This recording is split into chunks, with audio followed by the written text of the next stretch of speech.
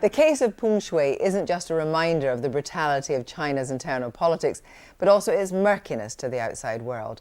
The 35-year-old tennis star disappeared for 3 weeks after she accused a top Chinese official of sexual assault. But how best to respond to influence China from the outside? The Women's Tennis Association took a hard line, suspending events in China because it has serious doubts Peng is free, safe and not subject to intimidation. Olympic bosses, by contrast, stress quiet diplomacy ahead of the Beijing Winter Games in February. Well, in a moment, I'll be speaking to Chinese businessman and author Desmond Shum, whose ex-wife disappeared 4 years ago. First, here's Yasmin Arakan. Peng Shuai, a Chinese tennis ace and a former Wimbledon and French Open doubles champion, has rarely been seen in public since she accused former China Vice Premier Zhang Guoli of sexual assault a month ago. Peng, 35, alleged on the Weibo social media platform in November that the former Vice Premier Zhang Guoli, sharing the stage with her here, had forced her into sex during a long-term on and off relationship. 3 weeks after her allegation and much talked about disappearance, she appeared in this video call to Thomas Bach, the president of the Olympic Committee, claiming she was safe and well. In a statement today, the IOC said officials had since held a second video call with the tennis star, offering support. But the World Tennis Association chairman Steve Simon voiced doubts.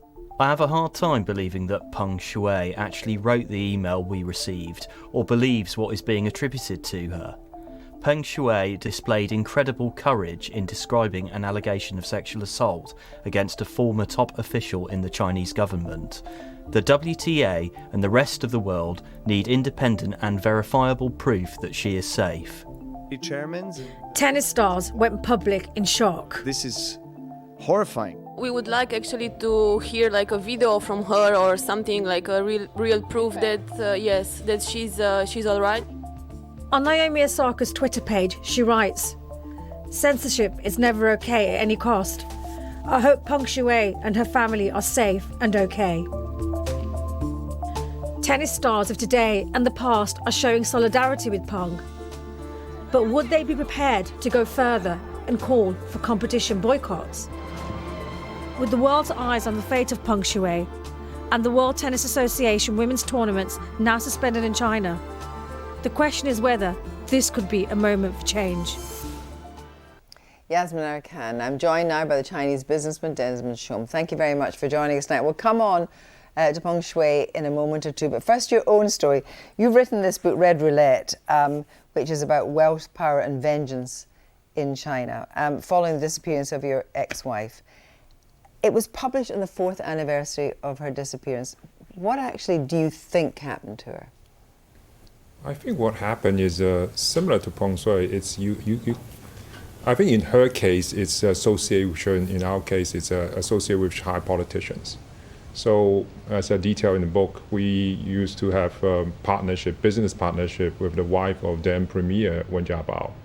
And we also, obviously, through that relationship, we have established relationship with multiple high politicians in China.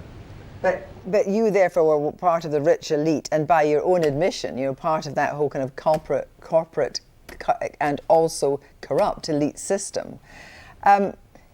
Do you think that you just she fell foul of the political system, or indeed the money system, and was removed immediately? Yes. China, it's all about political power. And especially once you're beyond certain level, it's all about money. Doesn't count for anything. That's that you see the situation of Jack Ma or multiple billionaires of China. So money doesn't count for anything. It's all about political power. But do you know she was taken away, and also 2 or 3 members of her staff were taken away, not heard of, and you didn't hear from her, although you phoned to the night before publication. What happened? Nobody heard from her, not just me. Nobody have seen her. Nobody have heard from her. Over that 4 years, she have never been charged. Just vaporized, And I think she just probably solitary detention. And my guess is the reason she was taken was there's two possibilities I was guessing. One is power politics. Xi Jinping is taking hostage against supposedly spread the wealth against possible political rival like Wen Jiabao. Yeah. Or the other cases, because association with Sun Zhengcai, which is supposed to be actually to be successor of Xi Jinping next year. She phoned you a night before publication, but it was already out in the Washington Post, and begged you not to publish it because she said the family would die, you might die, your son might die. She made real threats. She asked the question, what would happen to our son if something happened to you? How will you feel if something happened to our son? Did you feel that your life was in danger? It's very hard to say, against a regime like China, anything is possible. So the people have been disappeared from beyond the country, you say that in the book. But here in London, you feel safe, but there's no chance of actually finding where she is. She's back. She's in Beijing. She had reappeared. She's back in her apartment with a limited, I think, to my knowledge, with limited access to people. Right, but in the book you reckon that she was beaten, that you heard that she was beaten. Someone said. No, I have no idea. I actually asked her, what happened. I asked her what's her charge on the first phone call she made to me. So what do you think works best in China? Do you think overt criticism works best, as it would be for example, for Peng Shuai for the World Women's Tennis Association, or do you think the Olympics way, which is to go and engage in the Winter Olympics? Does either work? Not really. I mean, China has their own agenda, and I think in today's China, overt doesn't work. You just have to confront them and put things straight up. But you wrote a book, and that could not be more overt. And some of the things yes. I gather this is hotly sought after in China. Yes. And some of the things you say in it are extraordinary about your own right. business dealings and so yes. forth. But so that book actually bring her out to from disappearance after 4 years. So being overt did work because it brought her out of disappearance yes. to try and beg you not to publish it. Yes. But they must have known when they allowed her to speak to you that it was already out. They must have known that.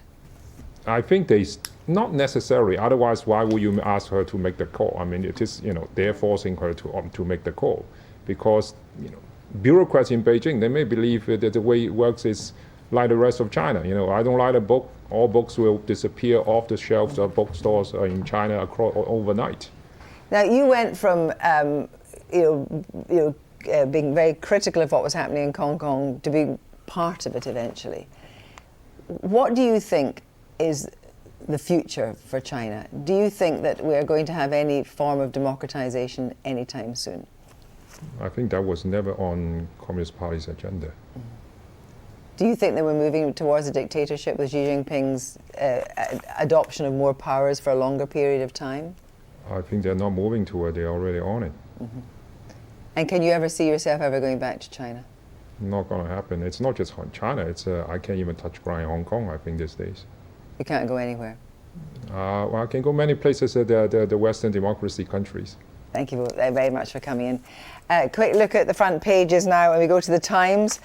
Jab results boost hope of beating Omicron.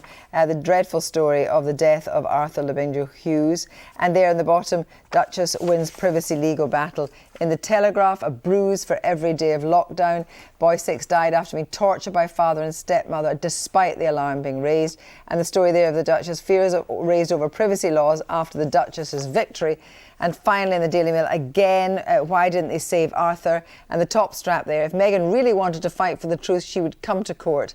And in a land of liberty, judges who are not awed by royalty and cherish a free press would allow a trial. Well, that's all from us tonight. I'm back tomorrow. Until then, from all of us here, good night.